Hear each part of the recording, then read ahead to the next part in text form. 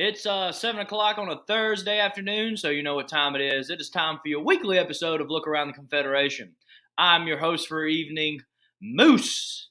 And as always, before we get started, please remember the views and opinions expressed on this broadcast are not necessarily the views and opinions of the SCV, its GEC, nor any division, brigade, camps, or any other subsidiaries. I hope everybody's doing great this Thursday. If I look a little bit rough, please remember I'm in the middle of finals, and they don't let you have sleep here in college. They don't think that's important.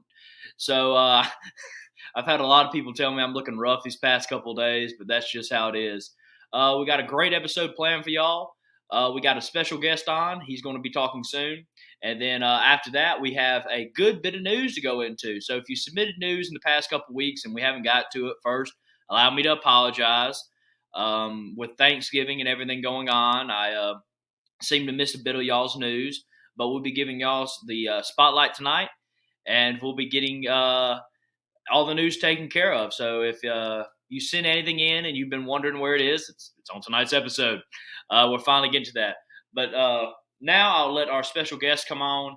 I believe we all know him. He has a great topic for us tonight. And with that, I will introduce Chief of Heritage Operations, Mr. Donnie Kennedy. Hey, Moose, how you doing, say? Oh, I'm here. Good. I'm glad you are. Hey, if a young man like you can't be here, none of us are going to be here. So you've got to be here. Oh yeah, it's finals week in the college world, and It's 2 weeks of what a lot of my peers and a lot of my colleagues, students here, call 2 weeks of hell week.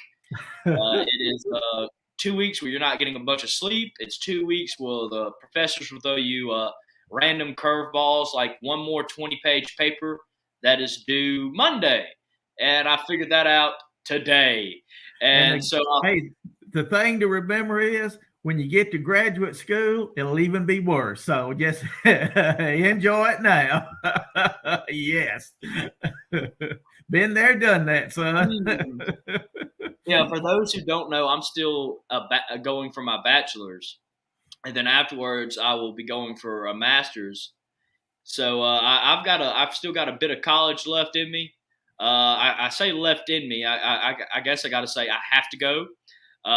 Education is very important, but a lot of colleges don't teach education very well anymore. And that is why we have shows like this. And that's why we have Mr. Donnie Kennedy on. And he's going to give us some words of wisdom, some information, and some stuff that we always love. So without that, I'll let him get into it while I fix some things up, getting ready for the show.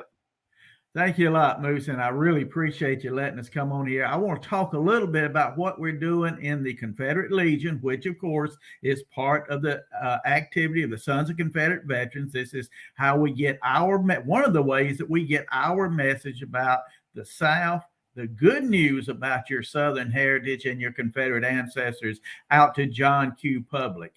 We want to educate our members and inspire our members to get this information out to their community so that everybody will know they have a right, a privilege, and an honor to be proud of their Southern heritage. Now, we've had a couple of victories, Moose, here lately. Now, I want to touch on some of those. Now, I'm sure everybody is familiar with the electoral victory they had in Virginia, where the people there flip Virginia back red a little bit. Now, it's still got a long ways to go, but it is definitely a victory. Ron and I just returned about a week and a half ago from a tour of Virginia where we spoke at several SCV camps in different localities. And I just want to tell the Confederation right now, I've been to Virginia many times. I've been in the SCV since 1985, not 1885, Moose. It was 1985. I've been in the SCV, and I've had the honor to speak in Virginia many times, but never have I seen the enthusiasm expressed by everyone from the members right on up to the division commander, how excited and how motivated they were. They realize now that they don't have to sit back and take it. They can take the fight to the enemy and they can win. And they are winning. In the last 12 months, Moose, in the last 12 months, they've had, I think, 9 or 10 referendums in Virginia saying, shall we take Confederate monuments down? And those referendums won from as high as almost 88%. Yes, we want to keep our Confederate monuments, to a low of about 56%.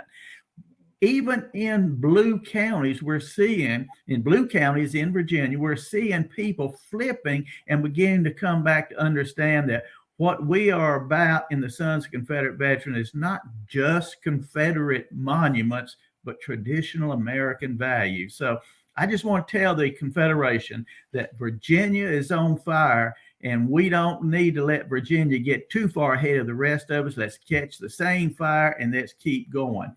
Now, here's some of the things that we've been doing that's kind of outside of the box. And whenever I give my presentation, I gave my presentation over in Vicksburg about 2 months ago, and I stood in a box when I started speaking, and I told everybody about what the SCV is used to doing, what's our comfort zone. It's kind of the inside the box activity. Nothing wrong with any of that activity, something we've got to do. But we've got to step out of that box and get out of our comfort zone and do something different. In Virginia, they got busy and organizing and getting people motivated to get out and vote and become active.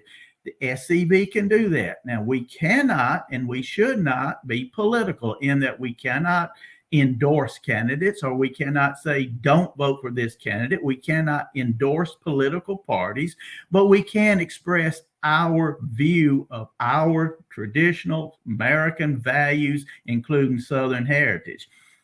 In North Carolina, there was a county commission in North Carolina that was thinking about, because somebody had their feelings hurt and went to the county commission and wanted them to remove a Confederate monument. Well, a lot of the folks in that area, UDC, SCV, and concerned citizens got together, and the SCV, the Confederate Legion, was involved with this. The SCV, through the Confederate Legion, we got several thousand postcards printed up that said, save our monuments, and then it talks about the Sons of Confederate Veterans defending traditional American values. And on the flip side of that postcard were the pictures of the county commissioners that were going to vote yay or nay, and their contact information, and then another little spiel by the SCV of why these monuments should be maintained. Now, we sent those postcards out to what we consider to be the more conservative members, i.e. Republicans and independents and libertarians in that county. Well, what did that do?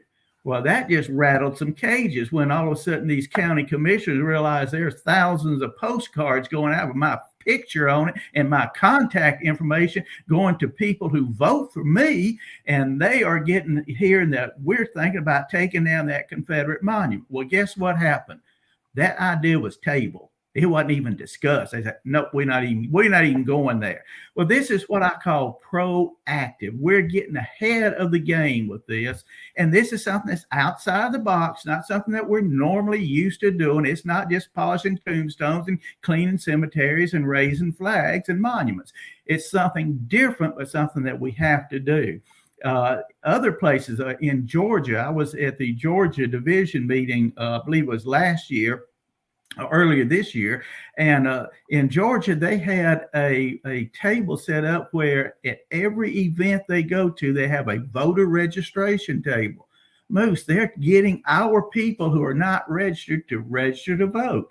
Then they have a committee that is looking at getting those people out to vote during election time. And they can also have a committee that makes sure that the electoral process, counting votes, etc., is done legally and correctly. Again, the SCV will not harm its tax-exempt status by doing this. All civic organizations, even churches, can do this, Moose, and we can do it too. If they can do it in Georgia, we can do it all across the South, all across the Confederation. And by doing this, guess what? Whether it's the ads that we're running in several stations in Virginia, in North Carolina, in Texas, and in Arkansas, Mississippi, they're running our Confederate veteran, our Confederate Legion SCV ads on their local radio station. They're distributing Southern Defenders. We're getting our message out to thousands of people, and the politicians hear that. They understand that.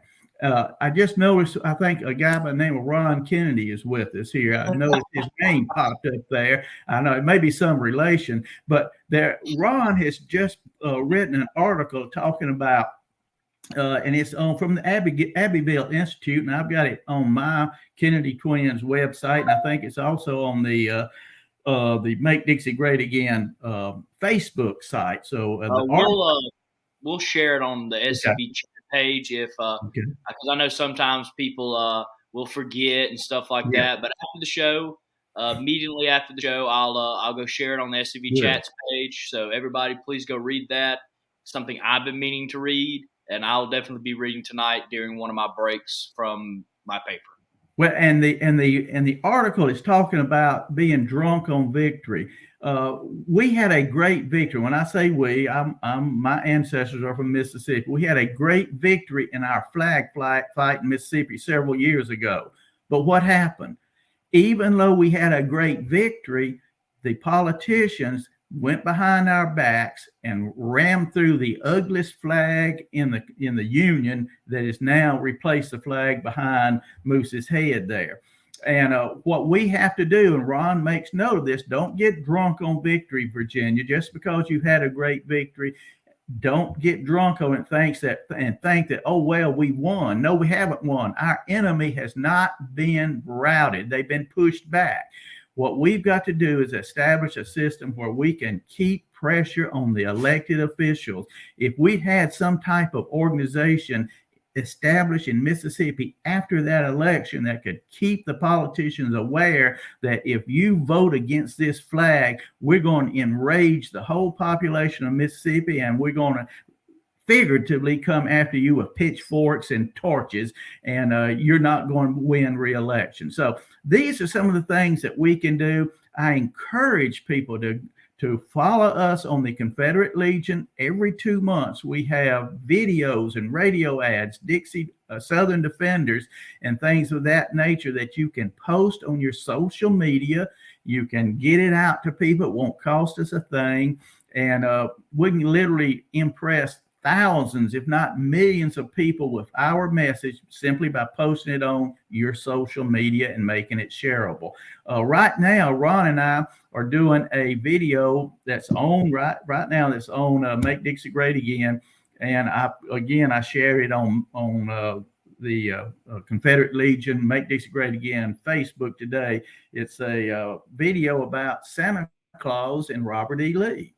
Santa Claus and Robert E. Lee, yes. And we also talk about the original American Grinch that stole Christmas. And of course, that was Abraham Lincoln. And we talk also about the first of the year. We're going through the holiday season. We did a video last month on the first Thanksgiving, and where we talk about the first Thanksgiving was in the South, in Jamestown, Virginia, not in New England. And we use that to point out the fact that Southern history is misrepresented. So we get into that. And this time we're talking about Santa Claus and Robert E. Lee and giving it a more homespun flavor there. Next 2 months, starting in January and February, we'll be doing diversity, Southern Confederate diversity. We've got ads, we've got videos, we have Southern Defenders. Our SCV camps need to get involved. If you don't do anything else but download those videos, put them on your social media, share them with your friends and relatives, and guess what? We'll circumvent the censorship of the Southern message that is so strong right now. So I encourage our members to stay in touch and stay involved. Yes, sir. Oh, yeah, real quick, 2 things.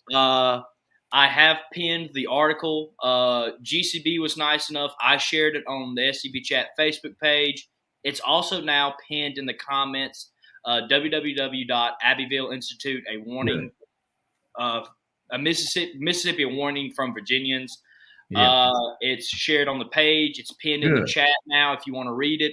Also, if you don't feel comfortable sharing it on your public page, you can always make an SCV page, and you'll be surprised of the following you get. Yeah. I'm an adjutant for my camp. I'm pretty active on the Mississippi Division level, but I have around 200, I think, people on my SCV page, maybe a bit more. And so, I mean, those are 200 people that are seeing this, and those are 200 people you can reach and have conversations with, respectful conversations, and share the real, true Confederate history and our heritage, why we love it, ways to help defend it.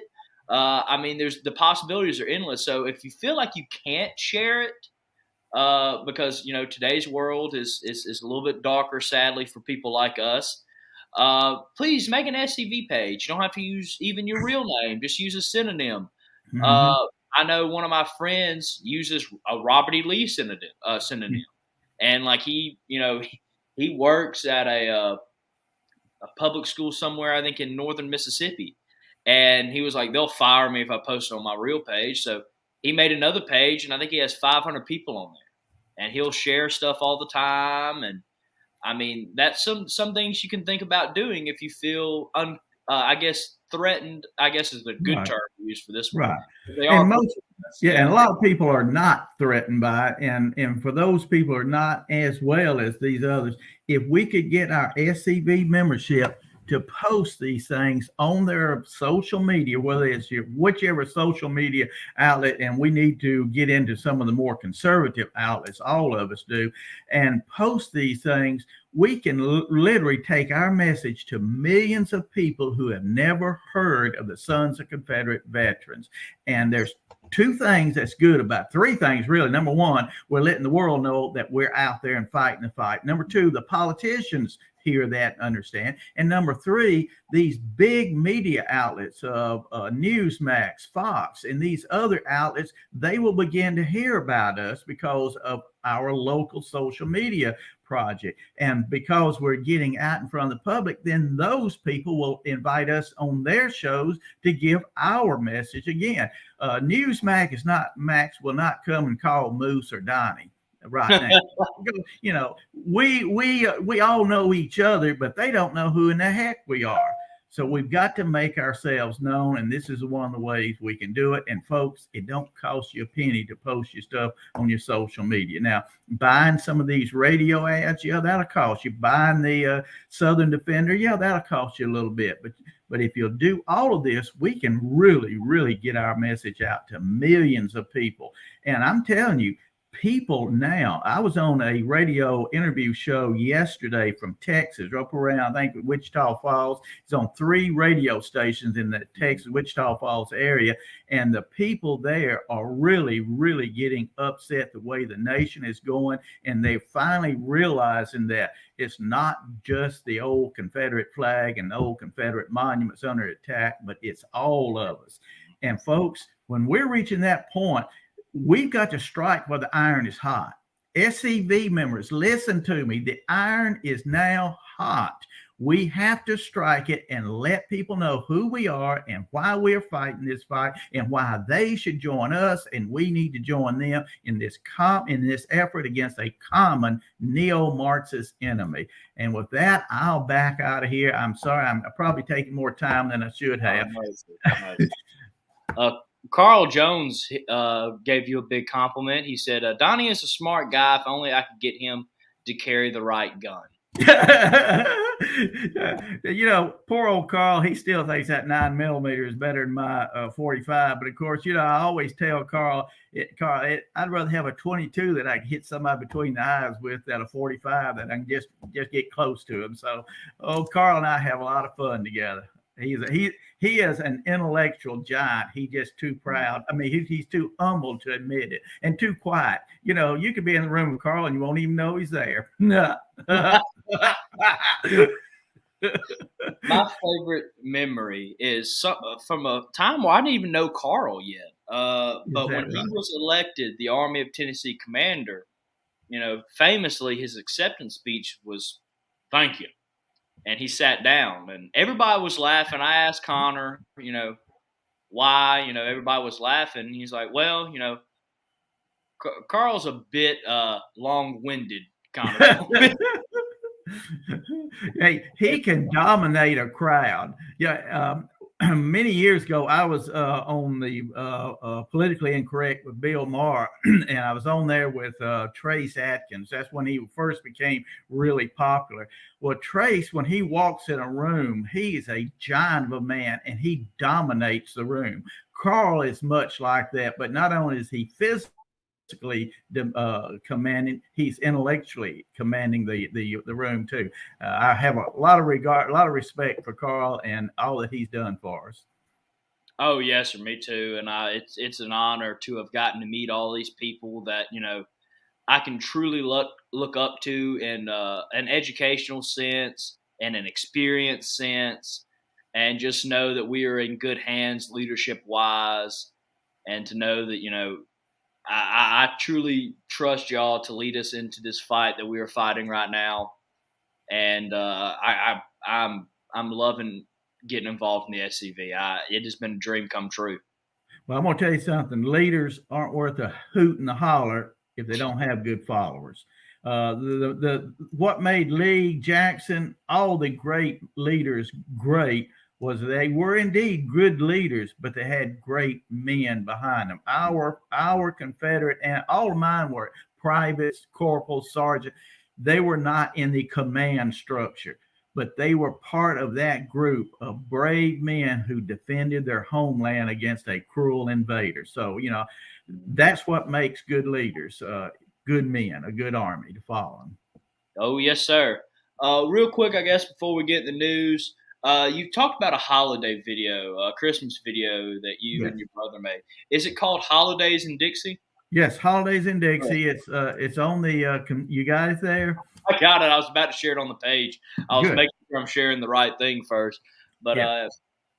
Mr. Donnie talked about the Abbeville Institute article that has been shared on the page, and it is pinned in the comment section. So if you're needing to look at those and read those, they're available. And I'm about to share this video on our Facebook page as well. So after the show, please go by, watch the video, read the article. I'm definitely going to. Um, Download and share both of them. Download and share them by all means. yeah. Get this message out. We've got to quit talking to each other and talk to John Q. Public. Ron and I laughingly refer to John Q. Public as Billy Bible and Joe Sixpack. That's every guy out there and his wife and his children. We've got to get our message out there to them. Once we get those people actively involved and engaged and understanding what the Sons of Confederate Veterans is about and why Southern heritage is so important to America and American liberty, then we will have won the game. And that's how you fight. You fight smart. Don't give the enemy the battle that he wants to fight. He wants us to run out there like a mob, like they do, and riot and burn and shoot.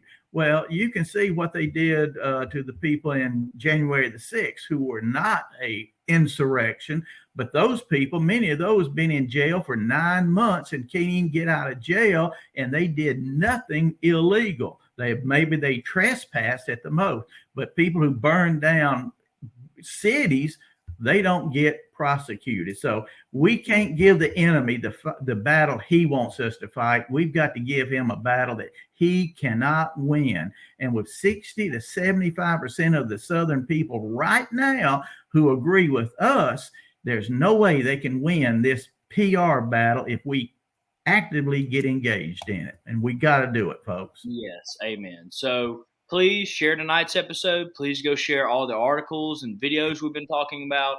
We got to get this information out there.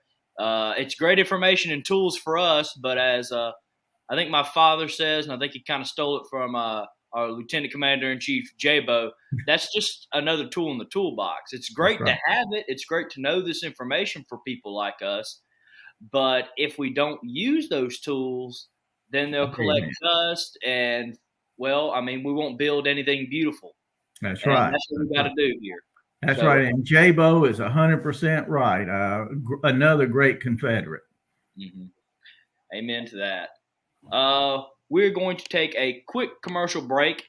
And please remember that our commercial breaks are sponsored by the Confederate Legion. Please visit www.makedixieGreatAgain.com and, of course, Victory Flags and More. And you can go support them at www.victoryflagsandmore.com.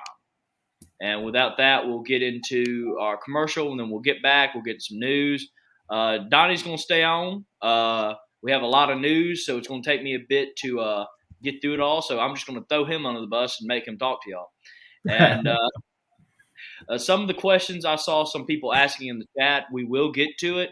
The thing you're specifically asking, I don't have any major news on it yet, other than the fact that I'm going to report that it happened.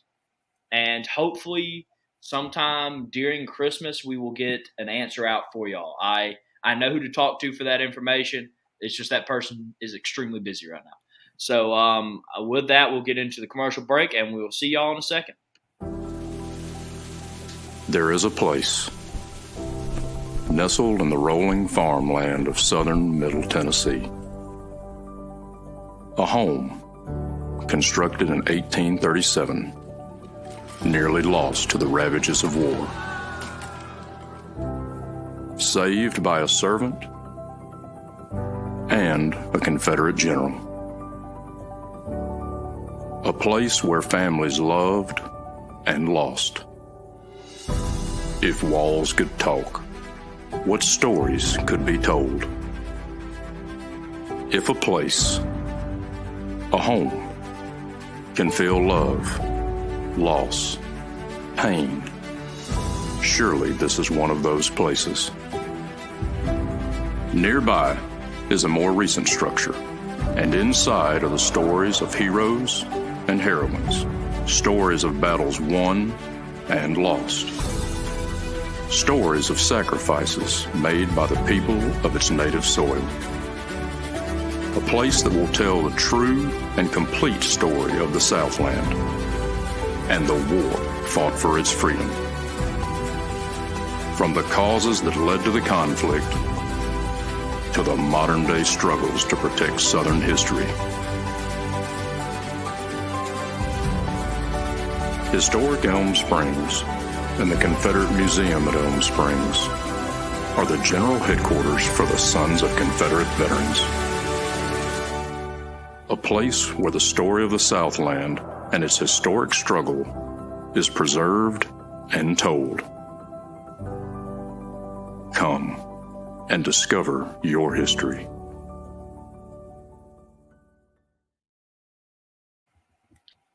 I always love that commercial. It always gives me goosebumps, and I always love to hear it. With that, though, we're going to get into the news.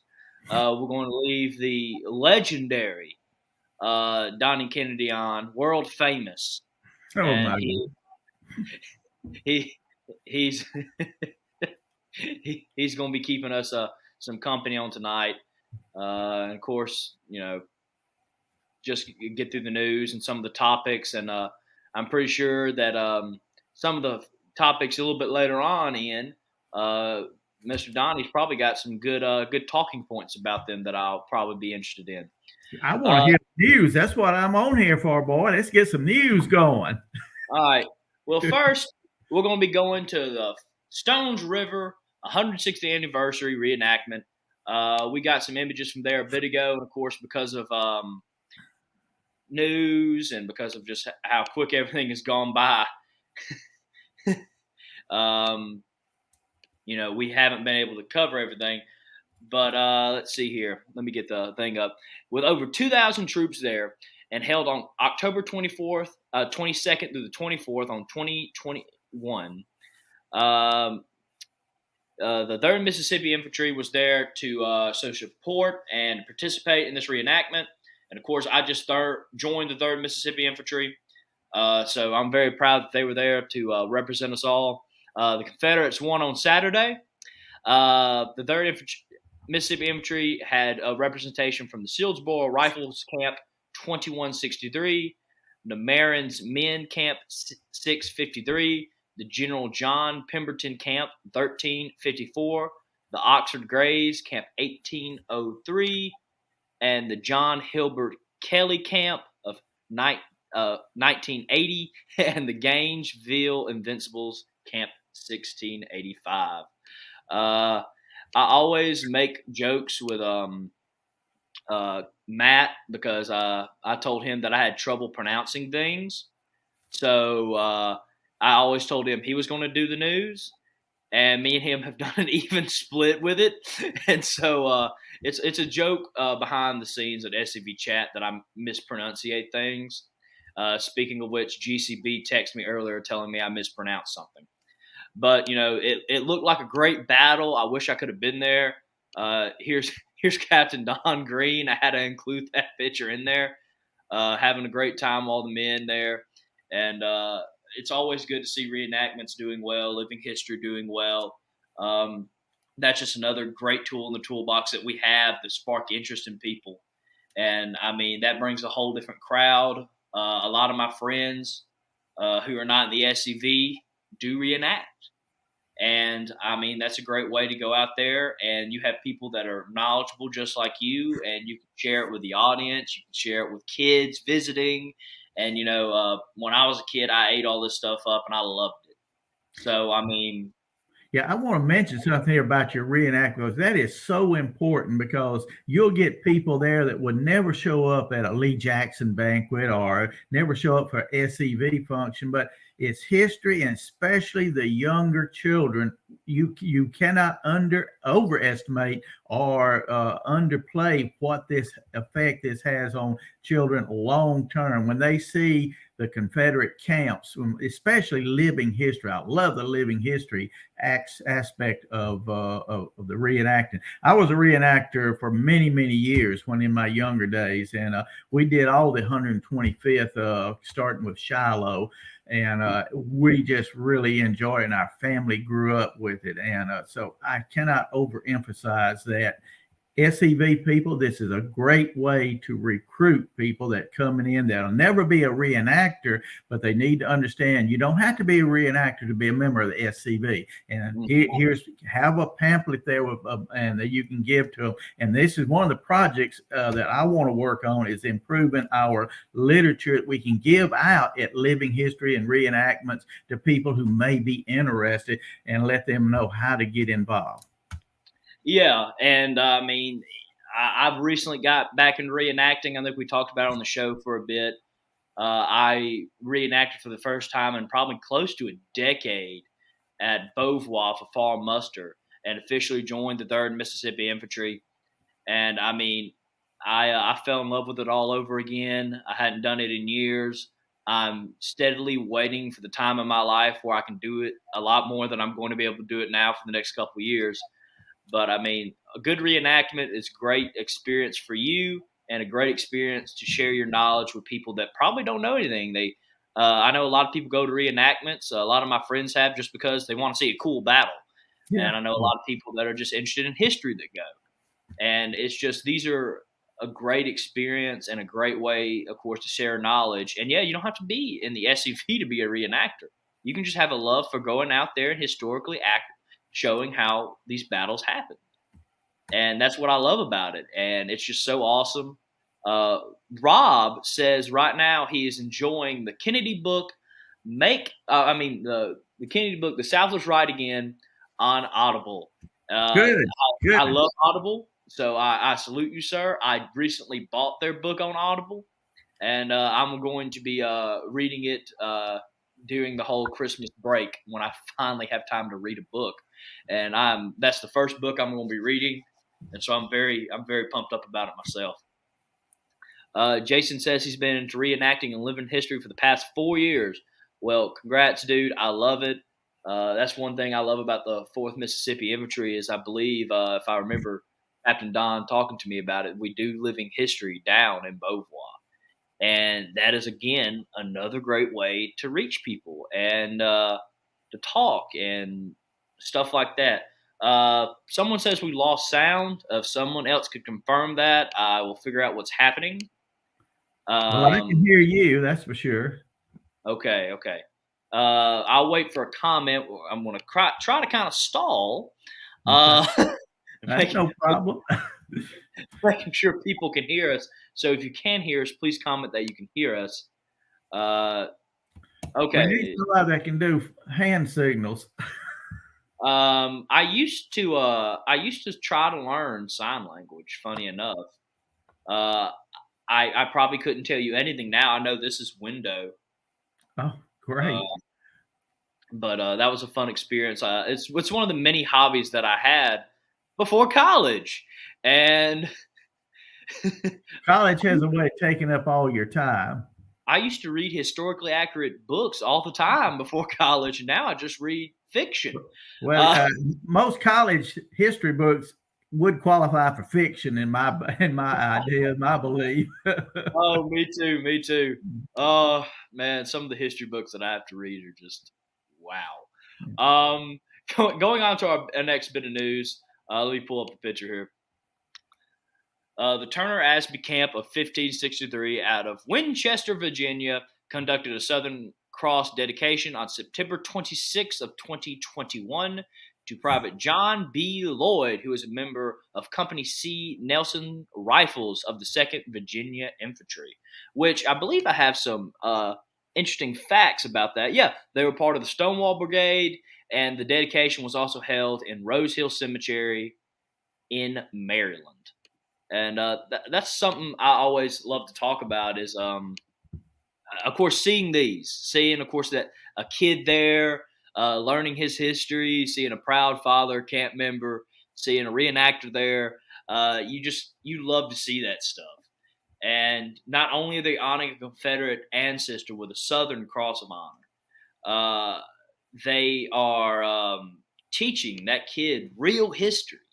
And I love doing stuff like that. I love going out to cemeteries. My father loves taking me to my family who served in the war, and we have so many of them. It's awesome experience to go and learn about your family that served. And I was noticing on that flag, there's a Virginia flag there. Do you know what the motto is on that flag? I do not. Shame on you. I get to embarrass you. Of course, you can do it to me too. So it's Sic Semper Tyrannis.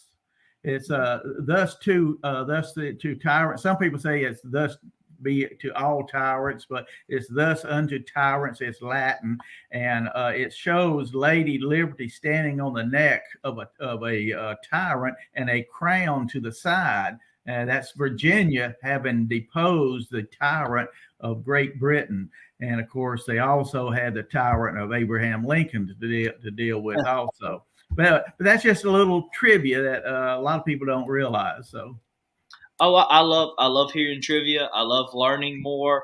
Again, one of my favorite things going to be after graduating is relearning all my history. I tell people all the time that God bless my father. He sent me off to college for 4 years and paid for me to get dumber in the subject he taught me all my life.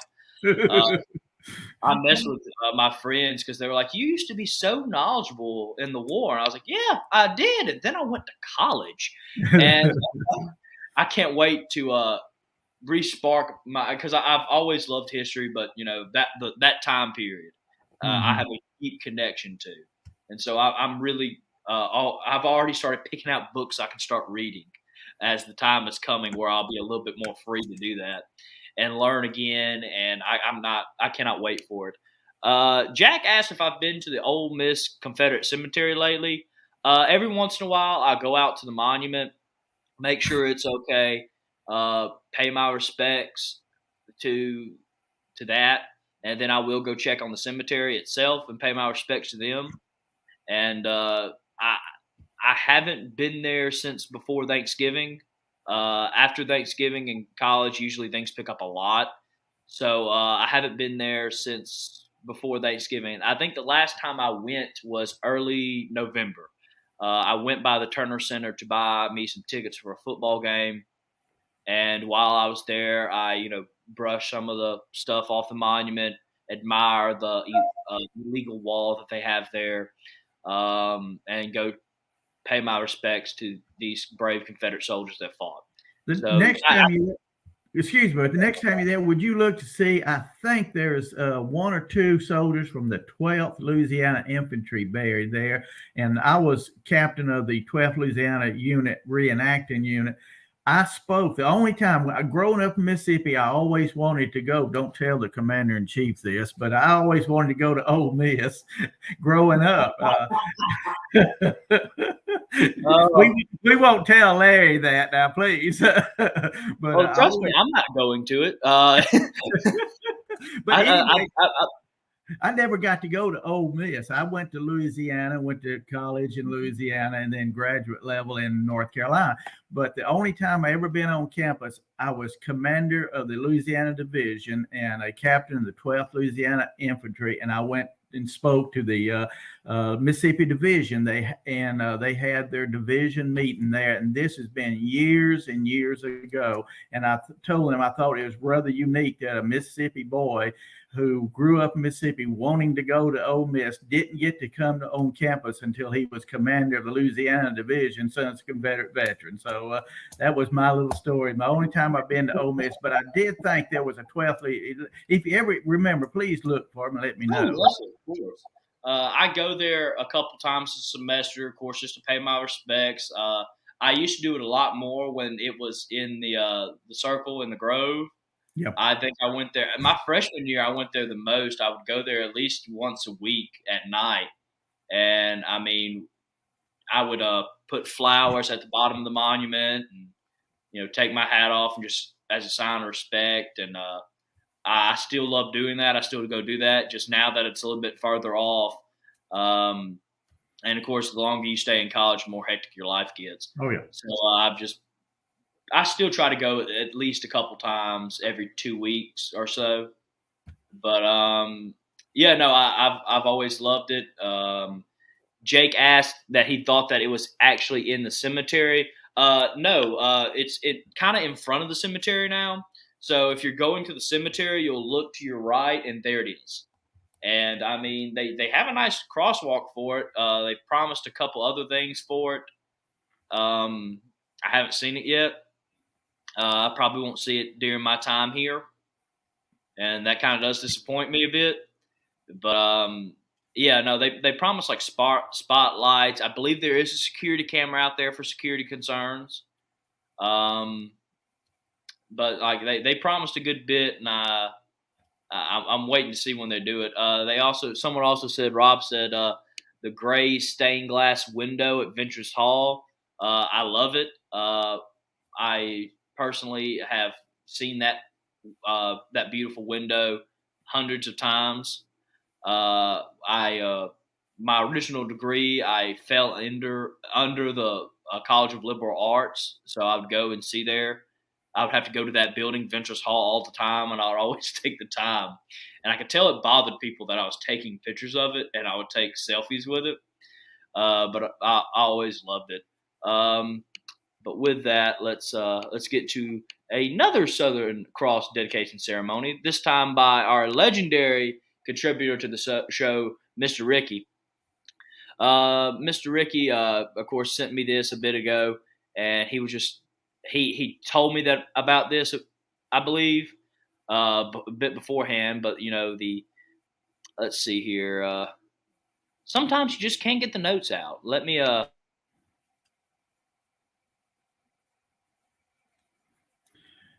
Hey, Moose, while you're getting your notes, let me just make a little interlude here and make a statement here about our upcoming Lee Jackson banquets.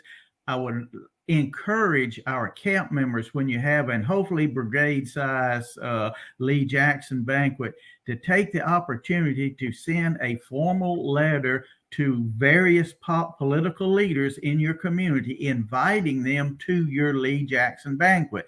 Now, most of them may never show up, but they need to know what's going on. They need to hear that, hey, that Sons of Confederate Veterans, they're active. If they hear this over and over and over, it will begin to have an impression upon them and an impact. So, folks, don't don't forget, use every opportunity you can to get our name in front of the political establishment and the general public.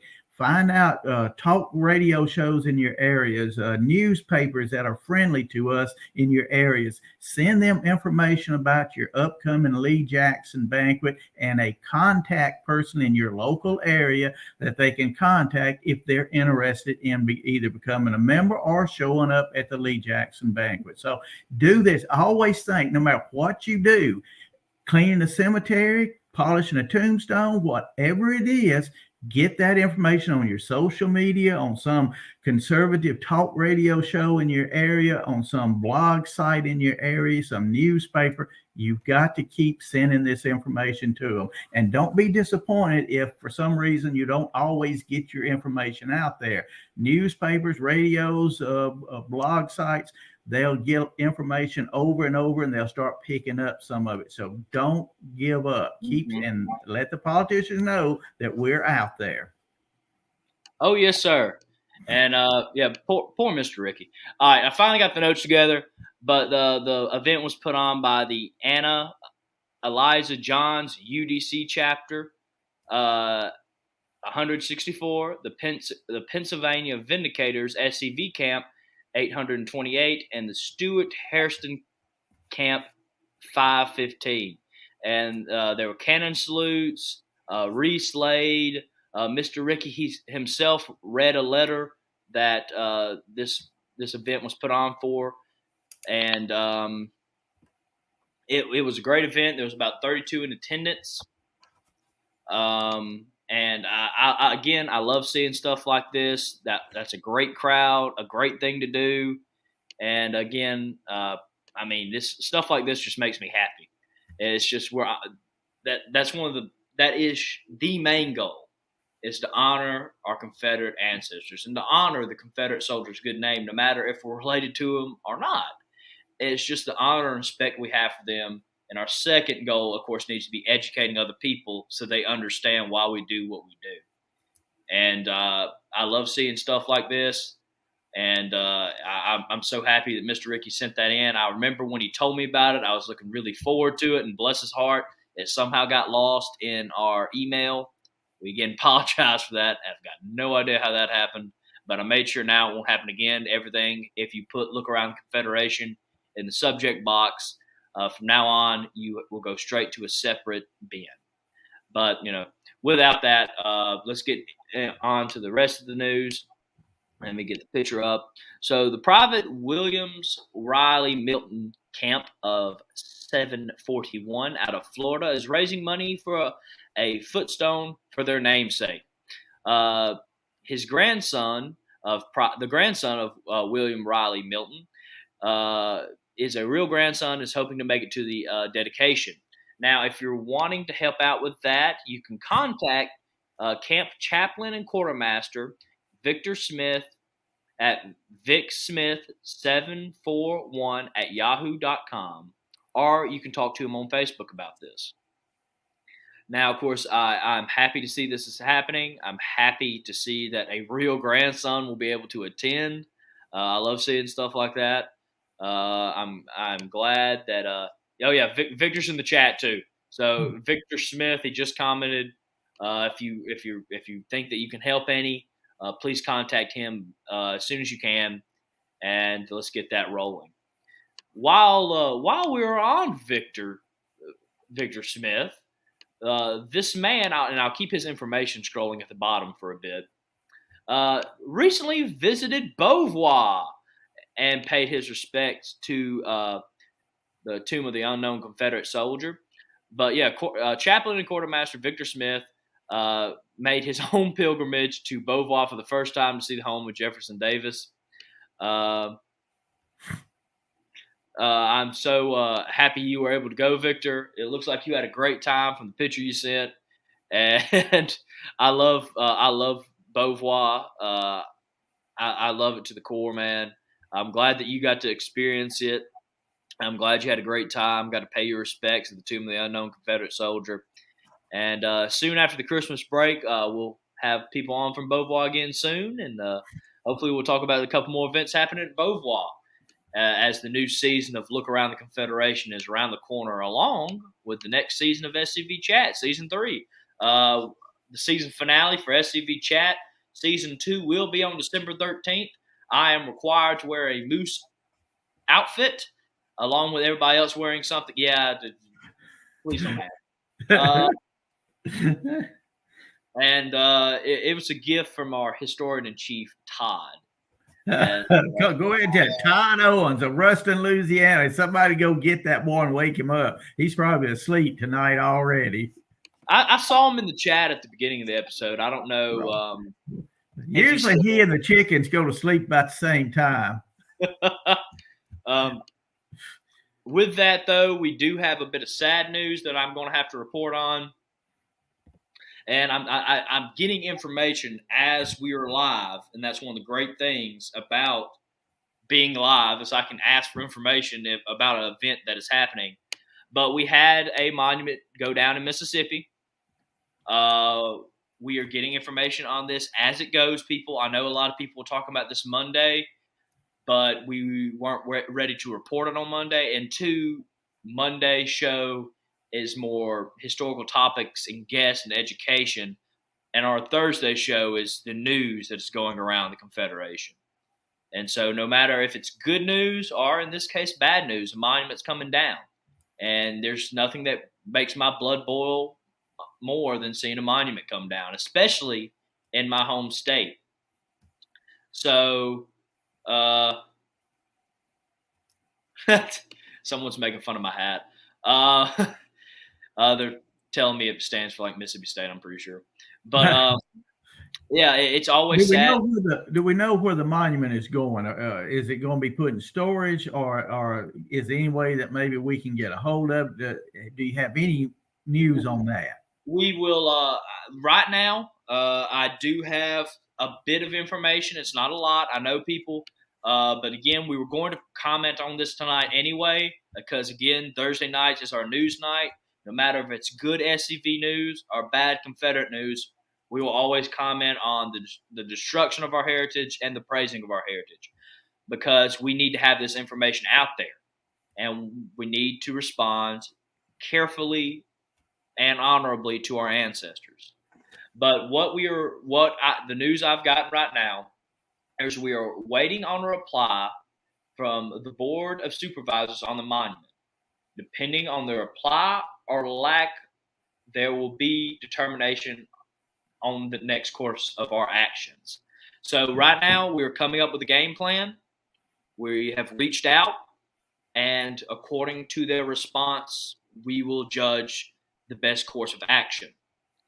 Now, of course, my father is the head is the head of the monument committee. He's the monument's chair in Mississippi. We will try to have him on soon, and he will give an official report when there is information. We're not just going to be like CNN and make stuff up. Oh, come on. We can have a fun time. Just lie. Yeah.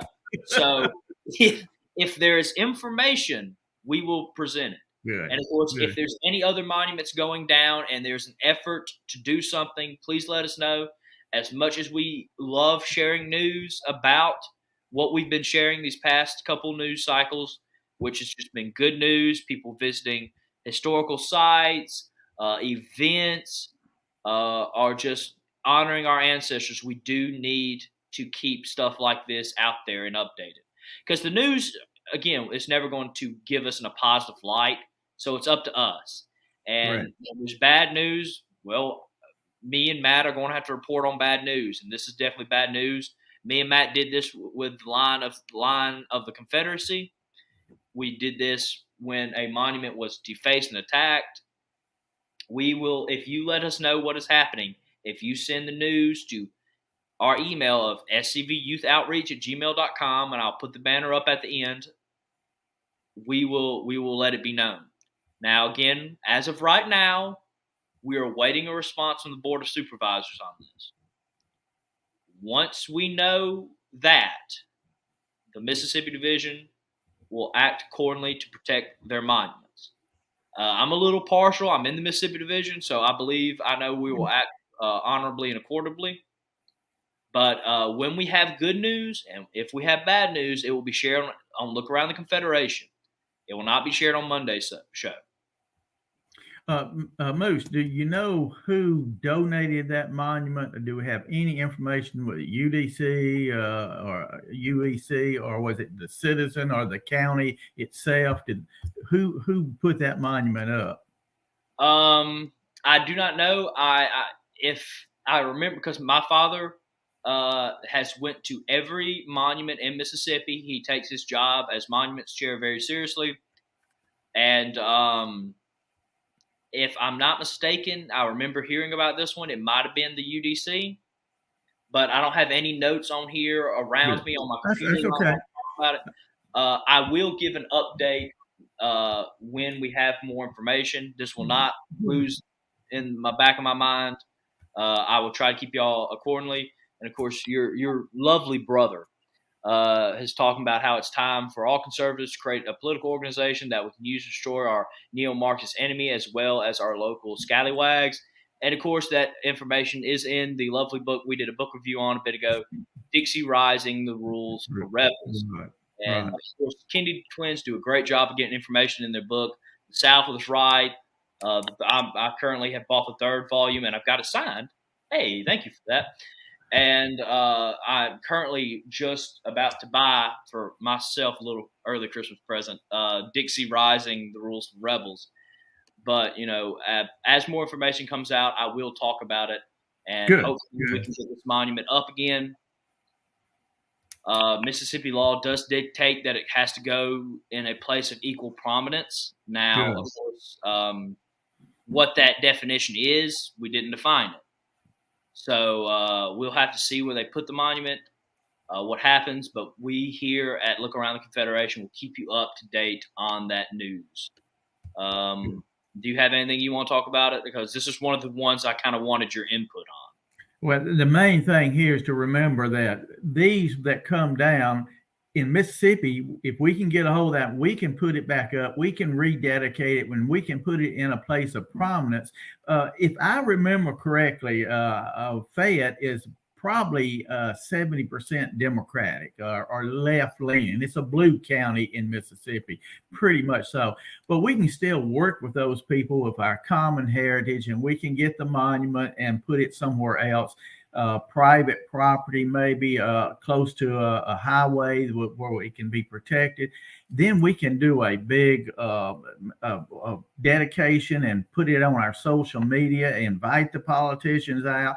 But the main thing, as Ron has alluded to, until we have a mechanism where we can keep real pressure on our political establishment, these things will keep happening. Here in Louisiana, if we'd had an organization that could put pressure on our legislature, they could have prevented New Orleans from taking Robert E. Lee down. 70% of the people in Louisiana said, leave Robert E. Lee alone. But yet New Orleans thumbed their nose at the rest of us in Louisiana, and then 6 months later went to the state legislature begging for money to buy new pumps or they'd go underwater. If we had an organization organized strong enough, we could, in all the red parishes, counties in Mississippi, but parishes in Louisiana, we could put pressure on our politicians and say, not one penny to New Orleans until they put that monument back. Let them drown if they don't like Lee, because we don't like giving pump money to people who disparage our heritage. And we can do that, folks. We're 70% of the people.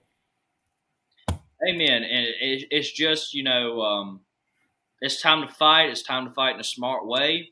We have resources. We have tools to win this fight. It's just now we got to start learning how to use them. It's basically like a brand new toolbox that you've never used before. You got to get around that curve of it being new and get to using on it. Rob put a link in the chat about more information about the monument. I'll try my best to share it. I think I can on the SCV chat page afterwards. Now it's just general information. It's nothing about like what's happening with the monument, but I know we had a lot of people earlier on in the show wanting information on it.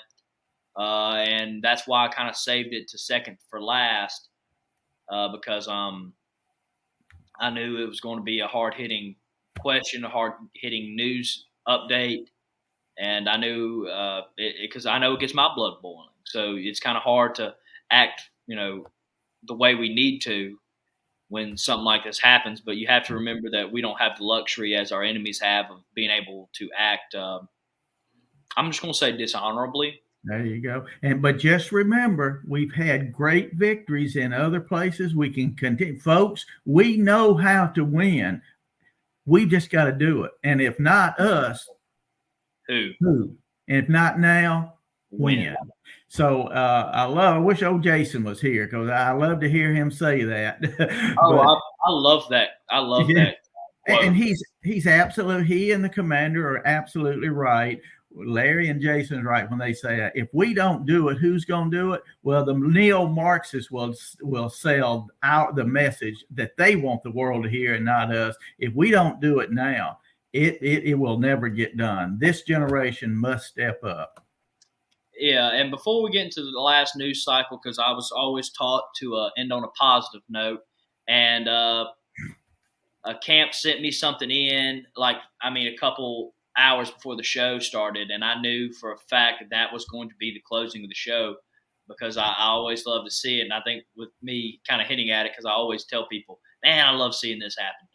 But, this is something to remember. Someone brought this to my attention. I always love saying it myself.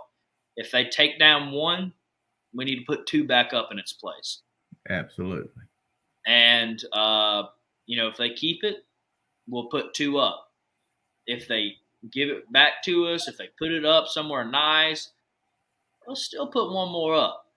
I always love monuments, and I think they're a very important thing that we need to have and continue to have, and not just keep the ones we have, but put new ones back up.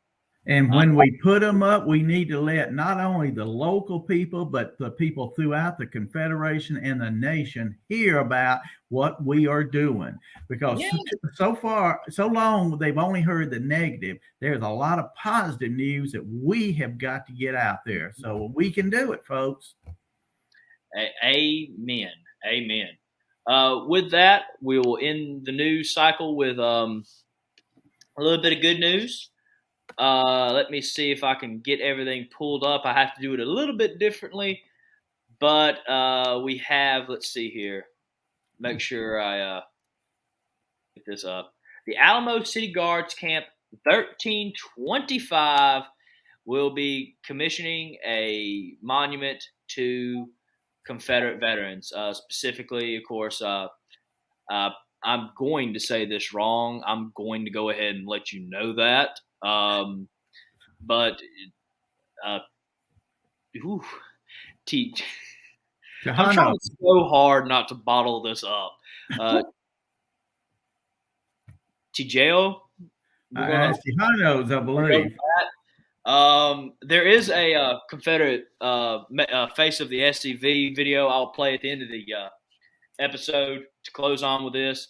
But let me share my screen real quick, and you guys can see what I'm kind of talking about. But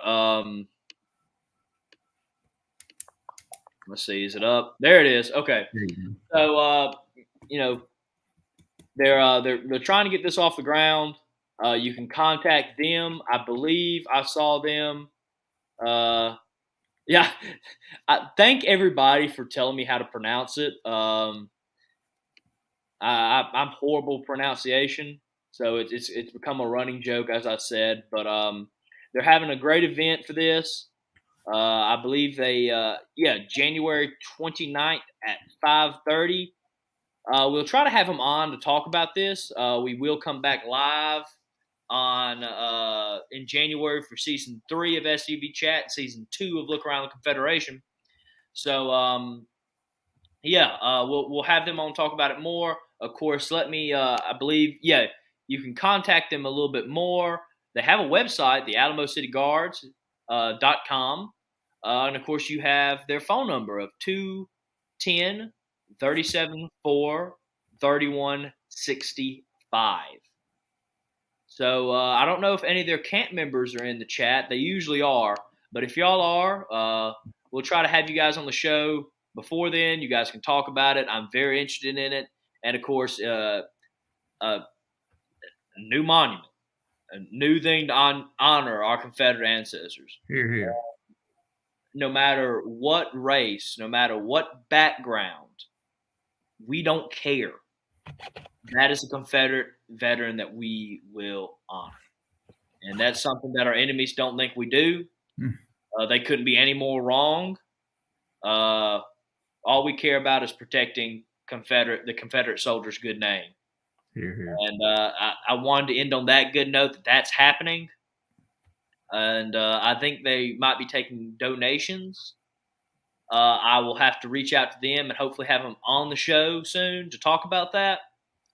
But, so happy to have that there. So happy to end on that note, end on a high note. But with that, guys, I think that's a great point to stop the episode. We've gone for a bit longer than we normally do here on Look Around the Confederation. Please remember, let me get everything ready to close the show. We have a little process here, bless our hearts. If you have a camp or division project that you would like to talk about live, or you have any news, please send your pictures, short videos, and write-ups to scvyouthoutreach@gmail.com to be featured on the next episode of Look Around the Confederation. We will have another legend on, past Commander-in-Chief Chuck McMichael on. We'll be announcing what his topic is soon. I'm pretty sure everybody can guess. And please tune in to Monday's episode of SCV Chat at 7 o'clock Confederate Standard Time. And we will be talking about, I believe, the Battle Hymn of the Republic, which is Connor's favorite song. Connor hates the song so much that he made me find a video clip online of a lovely imagery of like someone's head exploding. Lincoln's head, to be more precise. With that, I want to thank everybody for tuning in for this long episode. It's a little bit longer. But we had an important message at the beginning. We had a lot of news we needed to cover and catch up on. And I felt very drawn to have to give you that update on that monument because those are one of those issues that we need to stay informed on. But without further ado, we'll end the episode on a face of the SCV video. And without further ado, I guess my last thing to say is goodbye and stay Southern, my friends. I clicked the wrong button. See, this is already a great start. Ignore the changing of the background. Oh, and let's all please thank our special guest, the legend, the world famous Chief of Heritage Operations, Mr. Donnie Kennedy, for coming on and being our special guest on the night's show. It was an honor. Thank you. Well, we definitely thank you. So without further ado, we'll end the episode on this.